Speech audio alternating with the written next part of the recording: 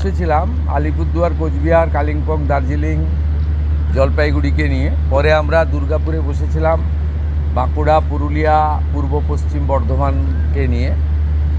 আজকে এখানে আমরা নদিয়া, উত্তর চব্বিশ পরগনা এবং হুগলিকে নিয়ে বসেছিলাম। অনুরূপ মিটিং আমাদের মালদাতে হবে, মালদা, মুর্শিদাবাদ, উত্তর এবং দক্ষিণ দিনাজপুরকে নিয়ে। অনুরূপ মিটিং আমাদের কোলাঘাটে হবে, পূর্ব পশ্চিম মেদিনীপুর, ঝাড়গ্রাম এবং হাওড়াকে নিয়ে। আমরা মূলত যেটা জোর দিয়েছি, শর্ট টার্মে নির্বাচিত এমএলএদের সঙ্গে প্রশাসনের সমন্বয়। একটা নতুন ব্যবস্থা চালু হয়েছে, যেখানে শাসকের আইন নয়, আইনের শাসন। নতুন একটা বিশ্বের সর্ববৃহৎ রাজনৈতিক দল, যে দল নেশন ফার্স্ট মন্ত্রে বিশ্বাসী, তারা জনতা জনার্দনের আশীর্বাদ নিয়ে ক্ষমতা পেয়েছে। নতুন ব্যক্তিরা এমএলএ হয়েছেন, মন্ত্রী হয়েছেন, মুখ্যমন্ত্রী হয়েছেন।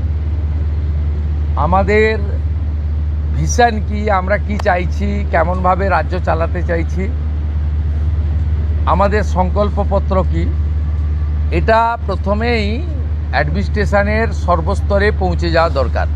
সেই উদ্দেশ্য নিয়েই আমরা কিন্তু এই পরিক্রমাগুলো করছি। আপনারা এর আগে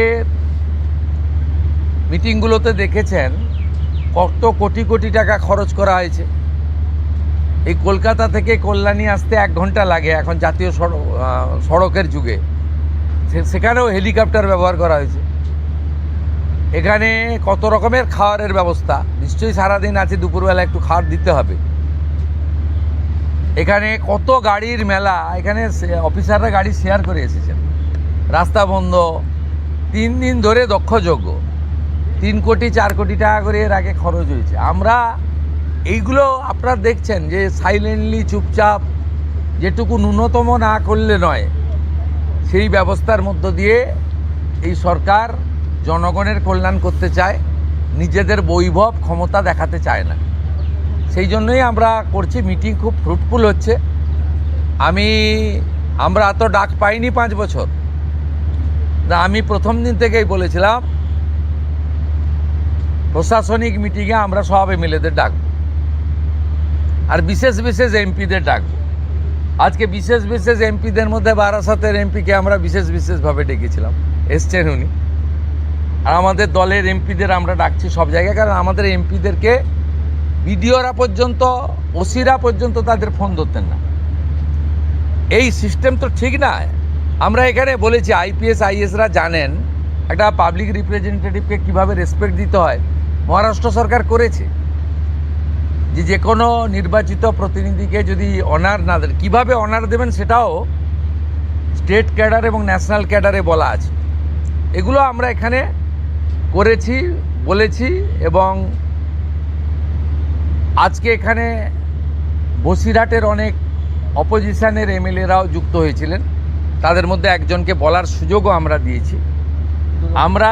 আমরা চাই যে কেন্দ্র রাজ্য ডবল ইঞ্জিনের সুফল মানুষ পাক, এবং কেবলমাত্র নির্বাচনের সময়ই রাজনৈতিক কচকচানি হোক। সারা বছর আমরা কনস্ট্রাকটিভ আইডিয়া নিয়ে কাজ করি।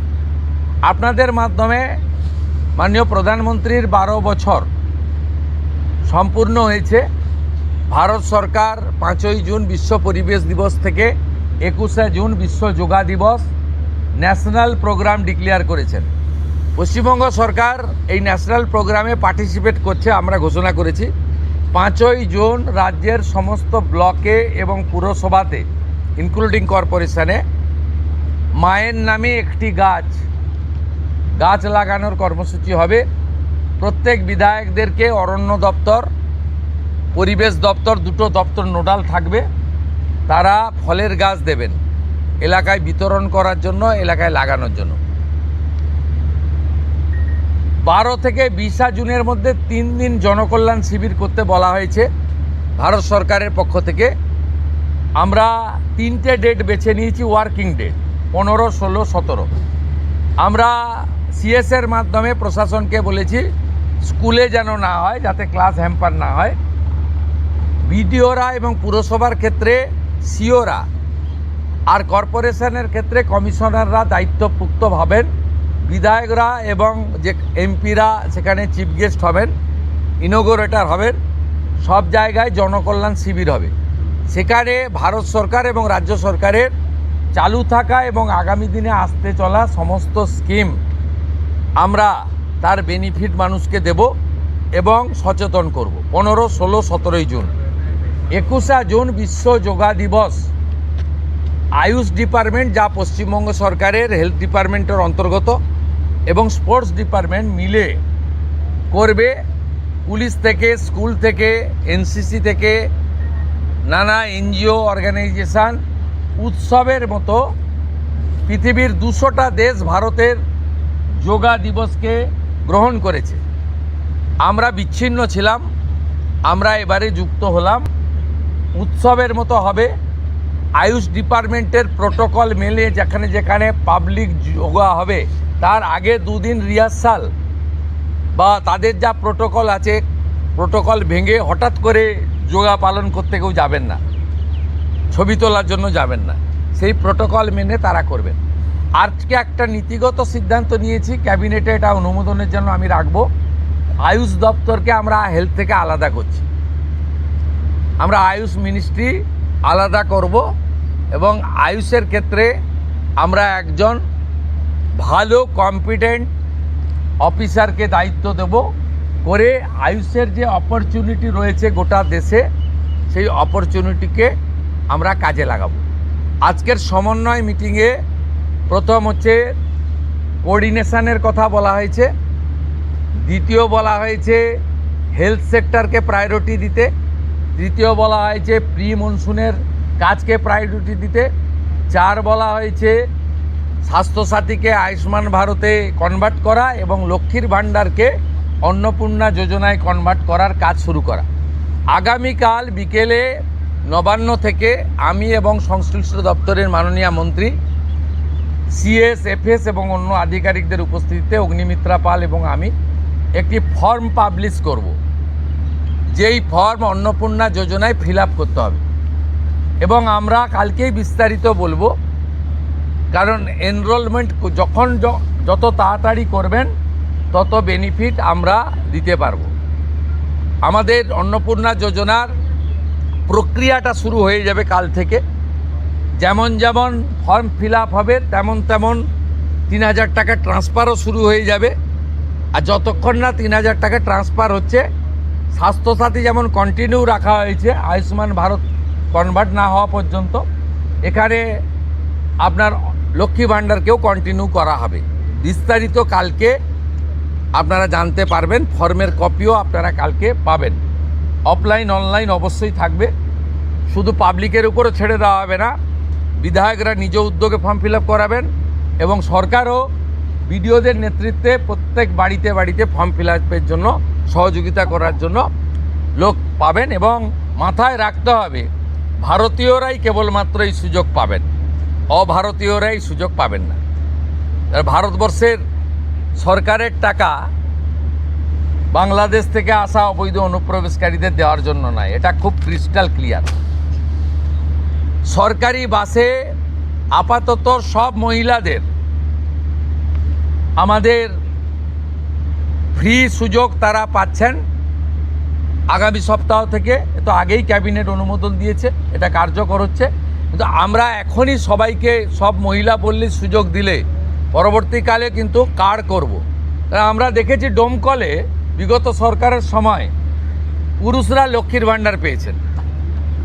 কেউ যদি মুখ মাথা চাপিয়ে রেখে শিলিগুড়ি থেকে এনবিএসটিসির ভলভো বাসে উঠলেন দীঘা আসবেন বলে,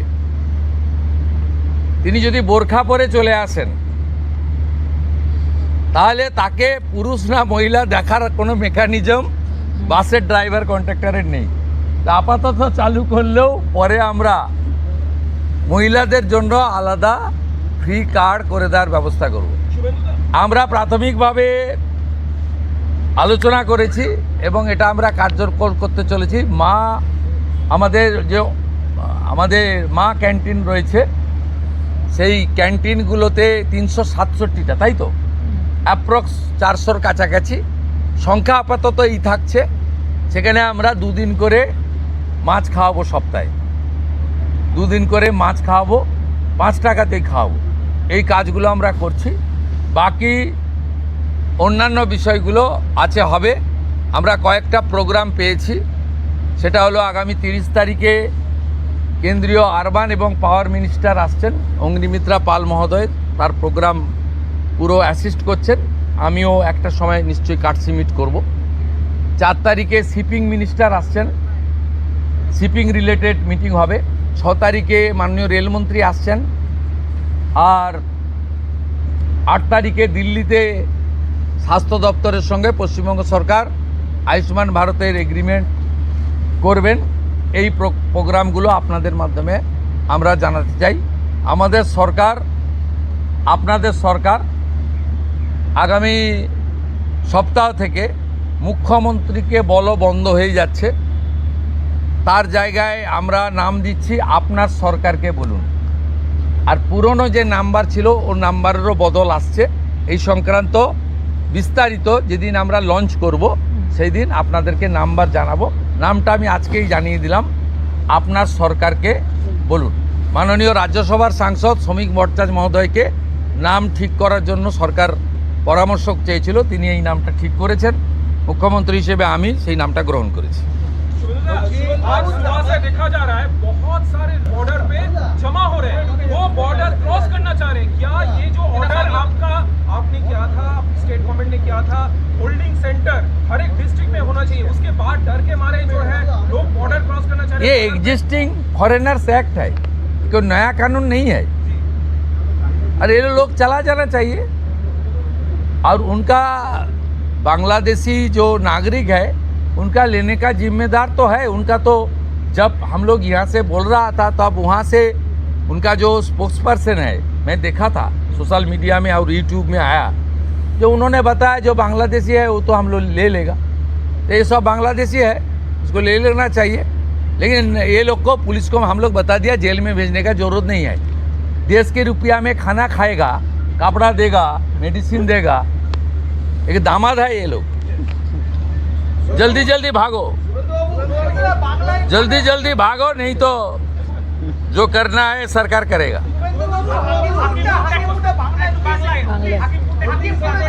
না না, আমি হাকিমপুর সম্পর্কে জানি না, আমি মিডিয়াতে দেখছিলাম। কিন্তু এটা নতুন কিছু নয়, প্রেজেন্ট অ্যাক্টই রয়েছে। এবং আমরা বলে দিয়েছি যে বাংলাদেশের অবৈধ অনুপ্রবেশকারী তাদেরকে কোর্টে পাঠানোর কোনো দরকার নেই, আইনে নেই। সরাসরি পুলিশ নেবে এবং বিএসএফের হাতে হ্যান্ডওভার করবে। বিএসএফের যা ভারত সরকার বাংলাদেশ সরকারের সঙ্গে আছে এগ্রিমেন্ট, তাতে বাংলাদেশি প্রুফ করে হ্যান্ডওভার করে দেবে। আমাদের জেলে 3 মাস 6 মাস 2 বছর রেখে আপনার চাল, আপনার ডাল, আপনার তেল, আপনার মাছ, আপনার ডিম, আপনার কাপড়, আপনার মেডিসিন ওদেরকে দেব কেন? এটা তো ভারতীয়দেরই ক্ষতি হচ্ছে, আমাদের রাজ্যেরই ক্ষতি হচ্ছে। সেই জন্য আইনটা এতদিন ছিল ভোট ব্যাংকের স্বার্থে কেউ বা কারা ব্যবহার করেনি। আমরা ভোট ব্যাংকের বাইরে গিয়ে দেশের স্বার্থে, রাজ্যের স্বার্থে এই আইন কার্যকর করছি। আবেদন করেছেন যে যারা এতদিন অভিযুক্ত রয়েছেন তাদেরকে গ্রেফতার করার জন্য এসপির কাছে, পুনরায় কি তদন্ত শুরু করবেন? আমি আবেদন পাই, এসপির কাছে উনি আবেদন করেছেন। এসপি নিশ্চয়ই ডিজিকে পাঠাবেন, ডিজি আমার সঙ্গে পরামর্শ করবেন। আমি হোম মিনিস্টার হিসেবে নিশ্চয়ই, আমার তো আইনের শাসন প্রতিষ্ঠা করার জন্যই আমাকে আপনারা মুখ্যমন্ত্রী করেছেন। তা আইনের শাসনে তামান্নাও আইনের শাসন পাবেন। আমরা তো বলেছি শাসকের আইন চলবে না, আইনের শাসন চলবে। বিরোধী দলের আমরা তো বলেছি স্কুল, কলেজ, মন্দিরের 1 কিলোমিটারের মধ্যে মদের দোকান লাইসেন্স দেওয়া যাবে না। এ সরকার অন্যভাবে চলবে, চিন্তার কোনো কারণ নেই। আমার সঙ্গে ভারত সরকারের মন্ত্রী জিতেন্দ্র সিংয়ের একটা মিটিং আছে 3:30-র সময়। এখন 2:30 বাজতে যায়, 1 ঘন্টা লাগবে যেতে। প্লিজ, এটা হচ্ছে বিশেষ বিশেষ সাংসদ বিরোধীদের, তাদেরকে আপনি ডাকবেন এই বিশেষের যদি বলেন মানে যারা অনেক দিন পরে সত্য কথা বলছে তারাই বিশেষ সাংসদ। যারা বলছেন যে আপনারা আমাদের স্বাধীনতা পাইয়ে দিয়েছেন, যারা বলছেন যে এর কোনো ভবিষ্যৎ নেই, ফলতাতে যে চতুর্থ হয়েছে সে আর 1 তো দূরের কথা 2-এই আসতে পারবে না। সামনে ভবিষ্যৎ দেখতে পাচ্ছে। এই তালিকা আপনার কাছে প্রস্তুত? এই তালিকা তৈরি আছে। এই বিশেষ বিশেষ সাংসদ না আমি বলবো না, আপনারাই তো দেখাচ্ছেন। আমি তো আপনাদের চ্যানেলেই দেখছিলাম বারাসাতের সাংসদ কি বলছেন, তারপরে সরকারকে বললাম যে উনাকে ডাকুন, উনি নিশ্চয়ই কোঅপারেশন করতে চান। উনি আজকে বক্তৃতা করলেন, কোঅপারেশন করলেন, যাওয়ার সময় হ্যান্ডশেক করলেন, বলে এই প্রথমবার একটা ভালো মিটিং হলো। আমি এর আগে অনেক মিটিংয়ে যোগদান করেছি, বলতেই দেয় না। আমরা শিলিগুড়িতে বসেছিলাম, আলিপুরদুয়ার, কোচবিহার, কালিম্পং, দার্জিলিং, জলপাইগুড়িকে নিয়ে। পরে আমরা দুর্গাপুরে বসেছিলাম, বাঁকুড়া, পুরুলিয়া, পূর্ব পশ্চিম বর্ধমানকে নিয়ে। আজকে এখানে